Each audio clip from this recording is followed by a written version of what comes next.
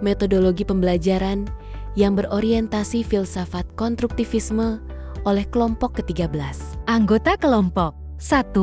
Salisia Nur Fatehah Jaikfaudin. 2. Msyafa Molitania. Pembahasan kita hari ini 1. Pendekatan pembelajaran berpusat pada peserta didik, scientific, dan deep learning. 2. Model pembelajaran yang berbasis pada konstruktivisme. 3. Metode pembelajaran konstruktivisme. Yang pertama ada konstruktivisme. Filsafat konstruktivisme dalam dunia pendidikan menganggap bahwa proses pembelajaran bukan hanya sekadar menerima informasi secara pasif, melainkan adalah suatu kegiatan aktif di mana individu menciptakan pengetahuan berdasarkan pengalaman pribadi, interaksi sosial, dan lingkungan sekitarnya. Pelaksanaan filsafat konstruktivisme dalam pembelajaran sangat terkait dengan pemilihan pendekatan, model, dan metode pengajaran yang tepat. Pendekatan konstruktivisme, pendekatan pembelajaran yang sesuai dengan konstruktivisme harus dapat memberdayakan siswa sebagai pelaku utama dalam proses pembelajaran. Pendekatan ini menyatukan 3 prinsip utama. 1. Berpusat pada peserta didik. 2. Scientific. Dan 3. Deep learning. Pendekatan pembelajaran yang berbasis pada konstruktivisme. 1. Pendekatan berpusat pada peserta didik. Menekankan peran aktif peserta didik dalam menemukan, memahami, dan membangun pengetahuan melalui interaksi dengan lingkungan belajar sesama teman. Guru berperan sebagai fasilitator yang menciptakan suasana belajar yang mendukung penjelajahan ide, inovasi, dan penyelesaian masalah. 2. Pendekatan saintifik.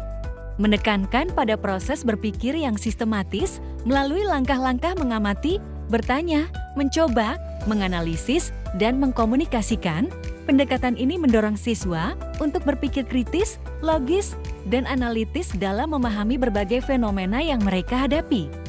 Sehingga proses belajar tidak hanya bersifat teoritis, tetapi juga aplikatif. Ketiga, pendekatan deep learning.